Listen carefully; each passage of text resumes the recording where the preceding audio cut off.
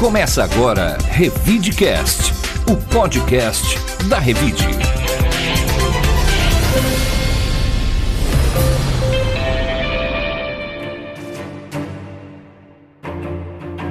Olá, eu sou o Murilo Pinheiro, bem-vindo ao Revidecast, o podcast da Revide. Olá, eu sou a Bel de Farias. E no Revidecast de hoje você vai ouvir: Ribeirão Preto amplia retirada de fios enquanto furtos de cabos seguem em alta. Bigodini retorna à Câmara de Vereadores de Ribeirão Preto após cumprir suspensão. Clínica veterinária deve ser inaugurada até o fim de maio em Ribeirão. Biblioteca Padre Euclides promove palestra com o escritor Menalton Braff. Revide. A Prefeitura de Ribeirão Preto recolheu 7 toneladas de fios inutilizados de ruas e avenidas da cidade entre janeiro e abril deste ano, dando continuidade à força-tarefa de limpeza e regularização da fiação aérea iniciada em 2025, quando 67 toneladas de materiais foram retiradas entre março e dezembro. Desde o início desta semana, as equipes da Secretaria de Infraestrutura e Zeladoria atuam no Jardim São Luís, na Zona Sul, e devem seguir posteriormente para os bairros Parque Ribeirão e Vila Virgínia, na Zona Oeste. Segundo a Prefeitura, os cabos sem uso foram identificados em diferentes regiões da cidade e a estratégia atual concentra as equipes por bairros para otimizar os serviços, além de atender às demandas emergenciais. O debate sobre furtos e receptação de fios também segue na Câmara Municipal. Após o veto do prefeito Ricardo Silva, um projeto que previa multas de até 300 mil para os receptadores, o vereador Danilo Scott apresentou uma nova proposta reduzindo a penalidade para 150 mil. A continuidade das ações de retiradas de fios inutilizados ocorre em meio ao aumento de casos de furtos de cabos na cidade, problema que também reacendeu o debate sobre punições mais rígidas contra a receptação desse tipo de material, e não somente os fios expostos em postes. Na madrugada da última quarta-feira, 4 pessoas foram detidas no Jardim Salgado Filho, na Zona Norte, suspeitas de furtar cabos telefônicos e de internet subterrâneos. Cerca de 300 quilos de fios de cobre avaliados em mais de 15 mil reais foram apreendidos pela Polícia Militar. Então, esse é um problema recorrente em Ribeirão, né? E parece que agora está tendo um olhar mais preciso aí do poder público, né?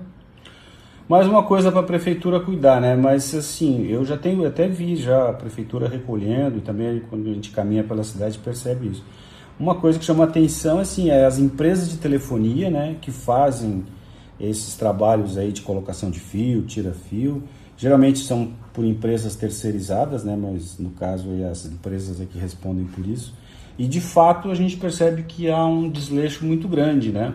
O pessoal que faz ali solta uma metragem de fio que sobra, deixa na calçada, deixa em área verde, deixa em qualquer lugar. Faz o serviço, faz o que tem que fazer e larga, né? Assim, então eu acho que, até porque são poucas empresas de telefonia, né, que fazem isso, a Prefeitura deveria, né, ter uma conversa e chegar mais perto dessas empresas e falar que eles não podem trabalhar dessa maneira. E com relação aos fios de cobre roubados aí, né, que é um problema sério que Ribeirão tem também, aí é aquela velha esquema, né? Mas que também a Prefeitura, através da fiscalização, está fazendo um trabalho no sentido de apertar aí quem são os receptadores, né? Tendo em vista que quem faz esses furtos são muitos moradores de rua, né? Que roubam os fios para comprar drogas, mas roubam porque sabem que vai ter alguém que vai comprar. Então, se apertar os receptadores, aí a gente pode dar uma melhorada nessa situação. Revide. O vereador Roger Ronan da Silva, conhecido como Bigodini MDB, retornou na última segunda-feira às suas atividades na Câmara de Vereadores após cumprir suspensão de 180 dias sem remuneração. O parlamentar estava afastado desde novembro de 2025, quando o Legislativo aprovou punição relacionada a um processo que investigou embriaguez ao volante, falsidade ideológica e fraude processual. Durante o período, a cadeira foi ocupada pelo suplente Robson Vieira, que agora retorna à suplência. Na sessão desta segunda, realizada de forma remota, Bigodini participou das votações, mas não se pronunciou. Além do processo político, o vereador também responde na Justiça pelos mesmos crimes investigados. Uma audiência de instrução e julgamento está marcado para 29 de junho. O caso teve início após um acidente ocorrido em setembro de 2025 na Avenida do Café. Inicialmente, Bigodini alegou que a namorada dirigiu o veículo, mas as investigações apontaram que ambos mentiram. Imagens de câmeras mostraram o vereador comprando cervejas antes do acidente e a polícia identificou excesso de velocidade em vários pontos da cidade. Apesar do pedido de cassação, o Conselho de Ética optou pela suspensão temporária do mandato. Bom, agora que começa realmente o inferno astral dele, né? Depois do dia 29 de junho, né? Porque a justiça vem para cima dele, né? Pois é, mas eu tô entendendo que acho que o Bigodini vai sair ileso dessa história por uma razão. Essa marcada para o dia 29 de junho é uma instrução apenas, né? Então a justiça deve demorar um pouco até para sentenciar o Bigodini, né? Se ele, com as evidências aí, vamos supor que ele seja condenado. Caso ele seja condenado, ele tem vários recursos ainda para percorrer. E como a Câmara optou por, né, manter o mandato dele, não optou por não tomar nenhuma outra iniciativa mais drástica, o Bigodini, com um bom advogado, né, nós estamos em 2026, 2027, 2028, né, o Bigodini aí tranquilamente ele pode enrolar aí mais uns 2 anos aí na justiça, recorrendo para a segunda instância, depois para a terceira, fazendo algum tipo de alegação, né? E aí ele vai preservar o mandato. Acho que nessa altura do campeonato vejo muito difícil a gente ter um desfecho final da justiça, mesmo que tenha uma condenação em primeira instância. Se houver uma condenação em primeira instância, ele ainda tem a segunda, a terceira, né? Tem muito chão para percorrer aí.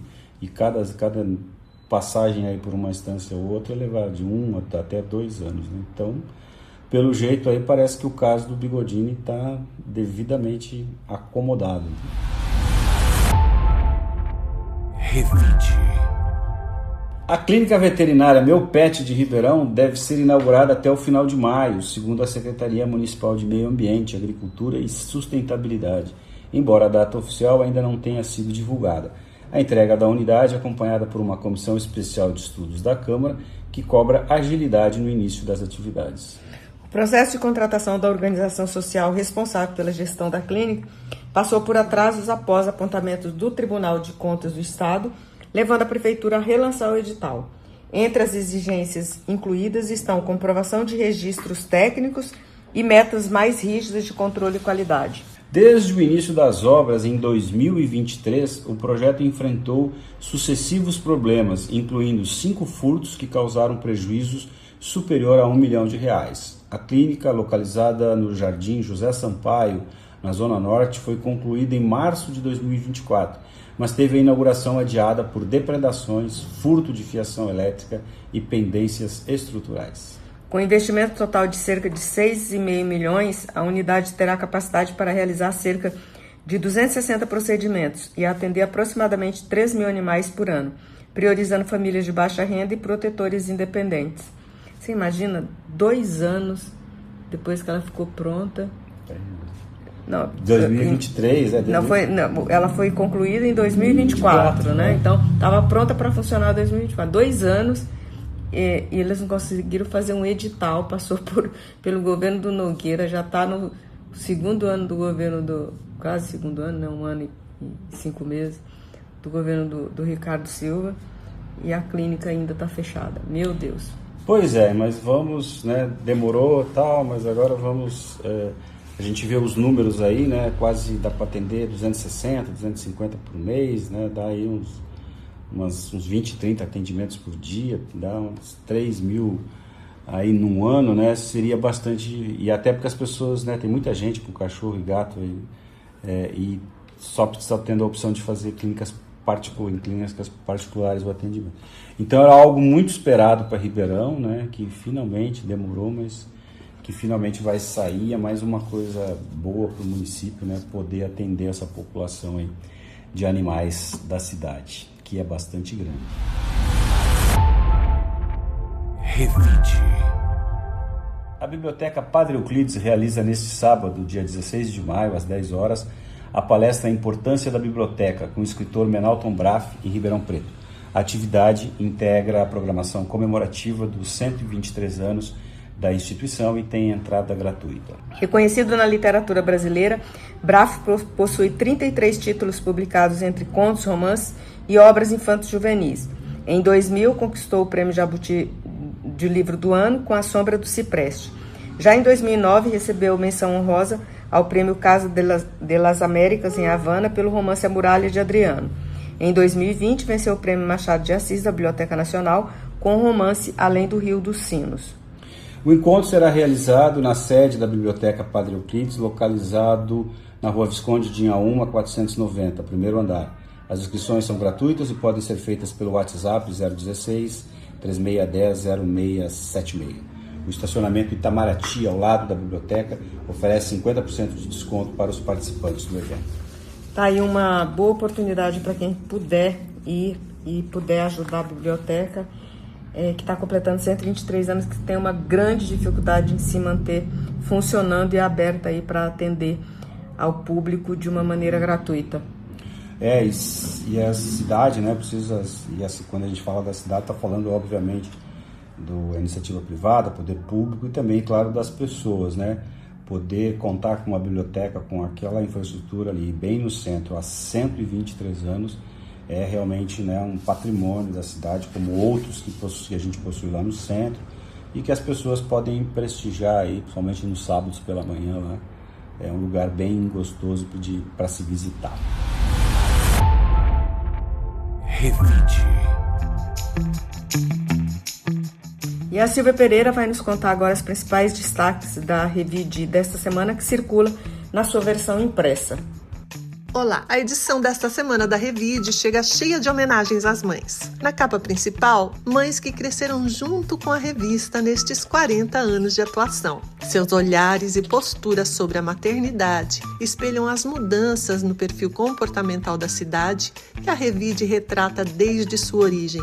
E no caderno Ciene, saborosos depoimentos de avós sobre esta segunda maternidade com açúcar, como reza o dito popular. Boa leitura! Por hoje ficamos por aqui, agradecemos aos ouvintes que nos acompanham toda semana e desejamos um excelente fim de semana para todos. Um bom fim de semana para todos e obrigado por nos acompanhar. Até a semana que vem. O Revidecast tem a locução e trilha de Rodrigo Leone, edição e roteiro de Paulo Apolinário e está disponível nas plataformas de áudio Spotify, YouTube e SoundCloud. Você ouviu Revidecast, o podcast da Revide.